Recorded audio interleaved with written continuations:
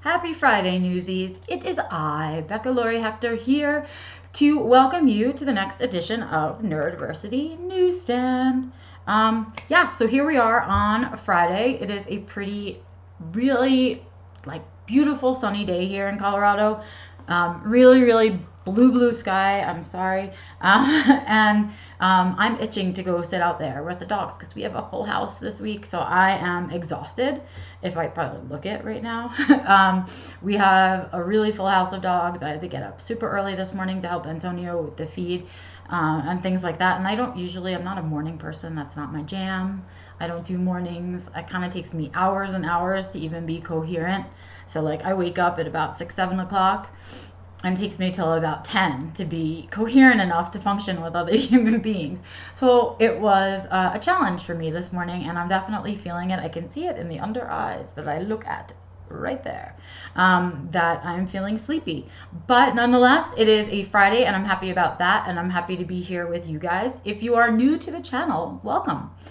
This is where we do the neurodiversity news in a nutshell. It comes from our Facebook and LinkedIn group, or my Facebook and LinkedIn group that I share with all of you that watch. I don't know how to talk about it. I created it, but it doesn't exist without all of you. And so we're there on Facebook and LinkedIn, and those groups will be in the description of the video. If you've not yet subscribed to the channel, please take this opportunity to take a moment and click the button below.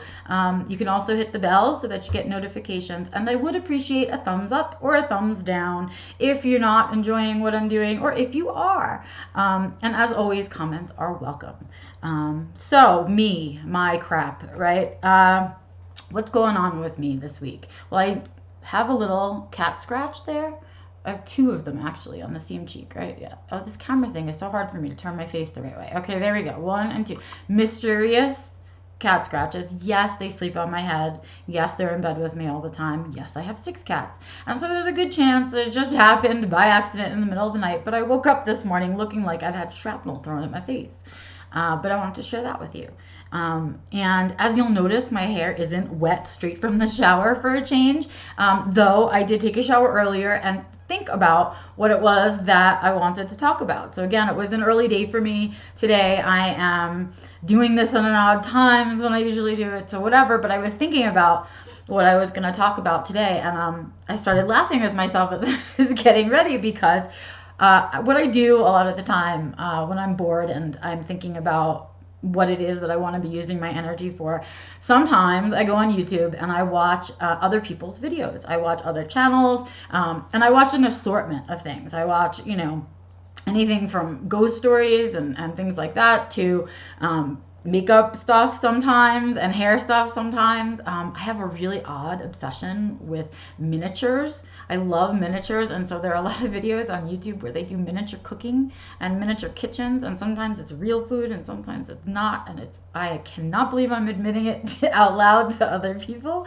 and I'm gonna leave it on the internet, but I am. So I watch a lot of that stuff, and of course I watch other autistics that are out there and things like that. And what I like to do is really, whatever I'm watching, is kind of be like, hey, I think that's cool that they did that. I'm going to try that. Or I think, hey, that was really annoying. I never want to do that on my channel. Or whatever it is. But I try to take away other things for it so I can bring things here. Because as you know, I'm a very low-tech, no-budget person. I'm just bringing you the news and what we do and what I do with my time. And making it a little bit easier for the folks that are also interested. But I don't have any boxes that pop up or anything like that. And sometimes I think they're sort of distracting. But nonetheless, the point being is that I watch those things, right? And a lot of people do this thing on YouTube where they do a get ready with me video, and it's GRWM and get ready with me. And they literally talk about whatever they want to talk about while they're getting ready, putting their makeup on, doing their hair, whatever it is. And then there are other videos where people kind of vlog throughout a day, kind of on their mobile and things like that. So I've been contemplating you know, like what could I do some interesting things? So instead of staring at my bookcase behind me all the time, we could be in some new interesting locale, or maybe even just outside so you guys could see the pretty sky. But I've been thinking about that. And so this morning when I was finishing getting ready, and I was like, man, I don't know, I've had kind of a blah week this week. I haven't been really motivated. I've been kind of depressed and just trying to get through every day. So I didn't really have a lot of meat and potatoes to talk to you about in my life. But I was thinking about it and I was like, man, what if I did a get ready with me video? And I started to laugh so hard by myself out loud because you guys, it would be like a 2-minute video. I do not, get ready with me. I'm ready now. You see me ready, right? I mean, if I have to go somewhere, like do a speaking engagement or maybe someplace fancy, maybe I'll put on mascara. But this is it. The big deal is I get out of the shower, I put leave-in conditioner, and I walk out. That's what happened. And so there I was laughing at myself with, oh yeah, Beck, why don't you do that? You do a big get ready with me video. It'll be all of 2 minutes. Anyway, so those were my thoughts in the shower this morning, and I'm sharing them with you because why not give to you my authentic self? And so that's what I've got for you. I think it's about time we get to the news because I am just not that interesting today. Okay, you guys. So news, yellow pad, here we are. There was a lot of news this week, actually, a lot of different articles. We all had different little conversations in a lot of them. I just picked the ones that I thought were the ones we had the most discussion about, the ones that I thought were shared the most. But there were others that I know I've had conversations with you guys about that I was in the groups, and ones that we thought were interesting. But again, you guys, I take the popular articles, the ones that I've seen shared in a lot of other groups, and that's what I give to you on Friday. But if I miss anything that you thought I should have talked about, please feel free to send me a comment about it because I do this all by my lonesome. I don't know what you like. All right, here we go. Cartoon Network. The Cartoon Network partnered with a Los Angeles nonprofit called Exceptional Minds, and what they're doing is offering a mentorship for 20-plus autistic artists who are also students and in a student position, and they're offering them a mentorship in fields in particular to the artistic industry, things like storyboarding and prop design and stuff like that. So I thought that was great. I'm really excited to hear about this program. I hope through the woodwork I get to hear a little bit more from somebody who maybe goes through it, but it was exciting. It was exciting to hear. So congrats, Cartoon Network and Exceptional Minds. I thought it was a genius idea. Thank you for knowing some of us aren't good on the computer or at math. So that's what I took away from that article. Okay. This was my exciting article for the week because I'm a science nerd. So science news this week. If you remember last week, Matt Lerner shared with us a really great article. Well, this week I got to share Matt Lerner's research. He did a fantastic bit of research with a couple of other scientists on alexithymia and autism. Okay, this is something I struggle with. It's one of my biggest struggles. So alexithymia is the inability to identify your emotions. So for me, it's a delayed identification. And if it's a really gray area of emotion, not like happy, sad, angry, but something in between, like frustrated or annoyed or something like that, I struggle in there. So, and it's a delayed reaction. And so for me, that's one of my biggest autism challenges. And what I was excited to find out is that what Matt and his colleagues have found in their research is that actually the frequency of our social interactions has not anything to do with our autism, but much more to do with alexithymia. So what they're basically saying is that autistics seek the same amount of social interaction as anybody else, but those of us who suffer with the challenges of alexithymia actually are the ones that choose to socialize less.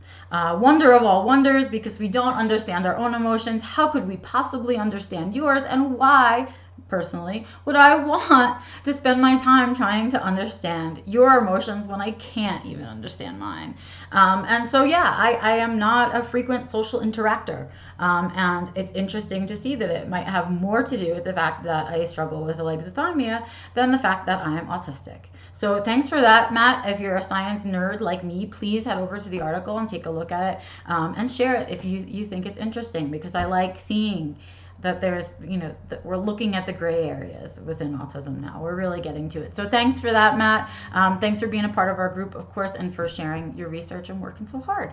And that's that one. Okay, serious time.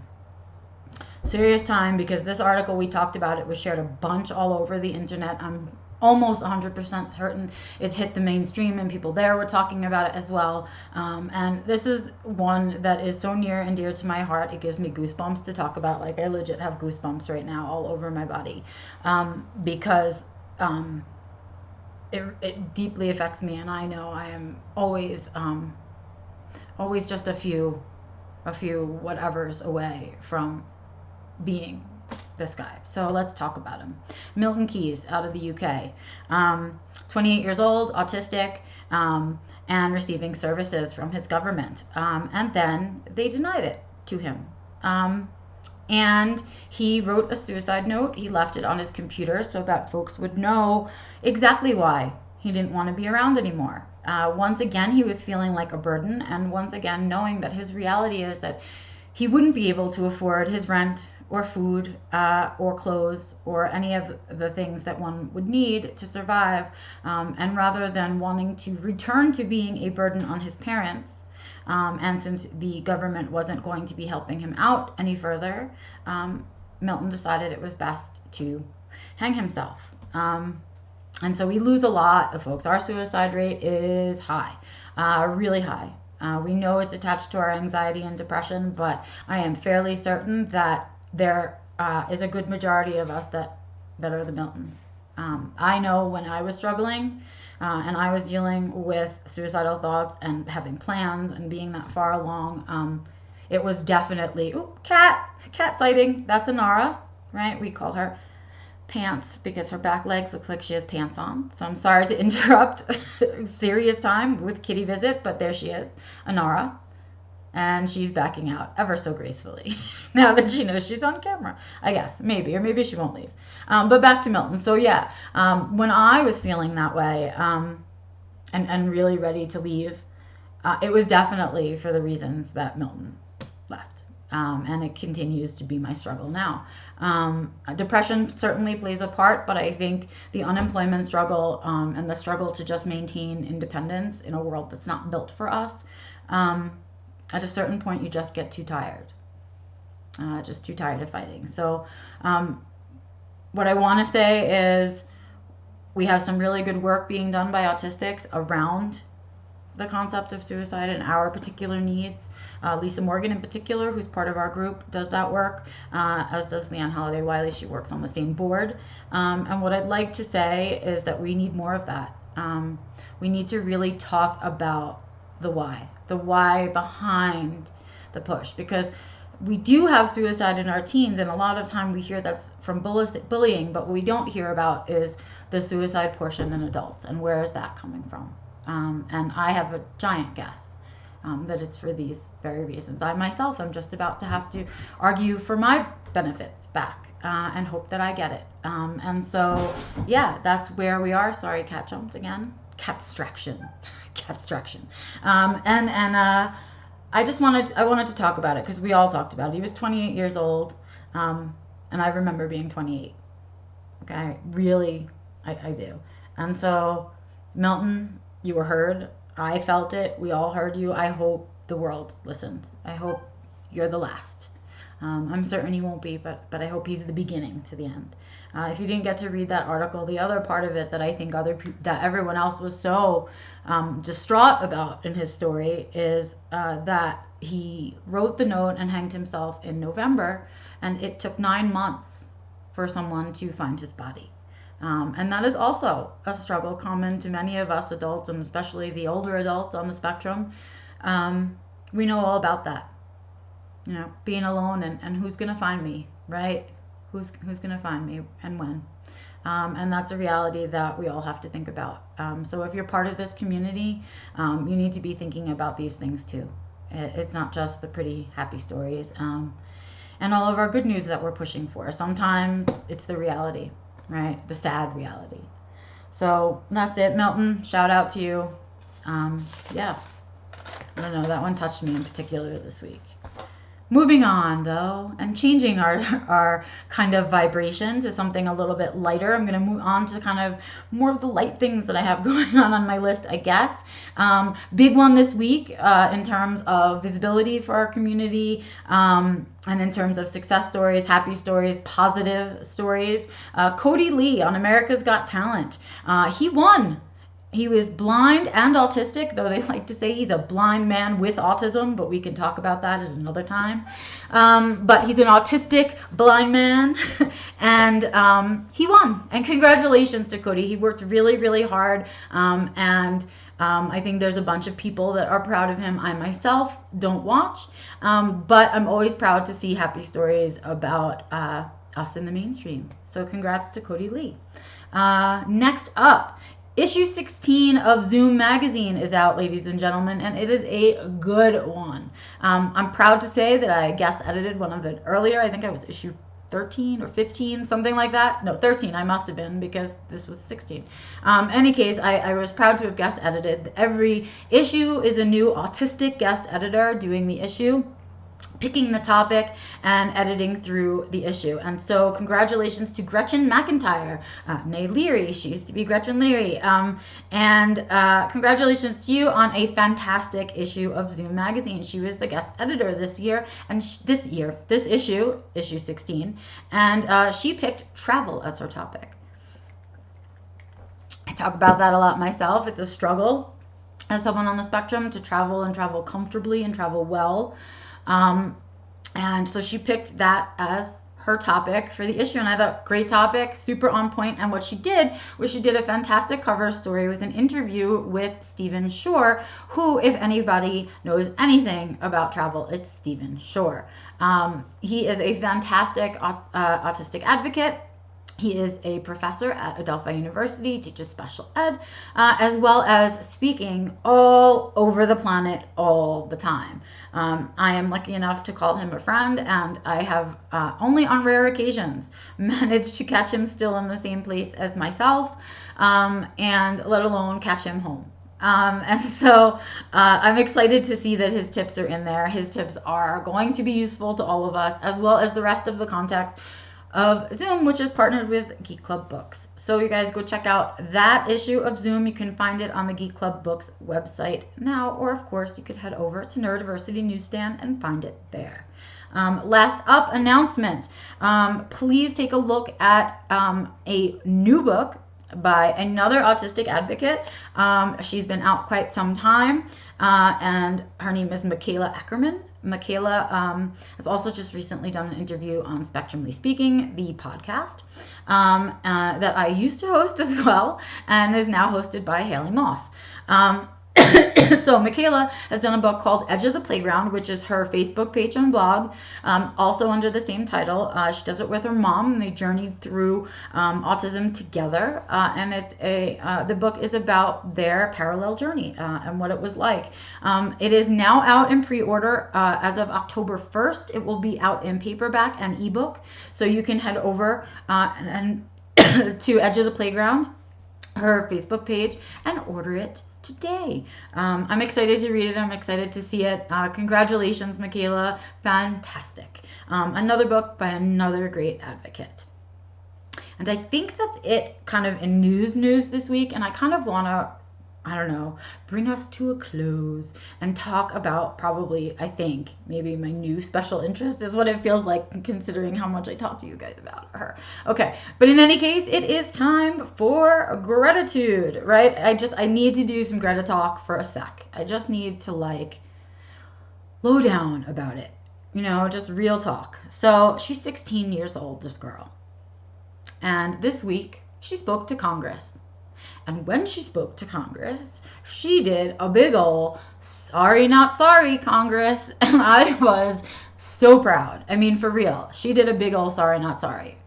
The quote exactly is, "I know you are trying, but just not hard enough.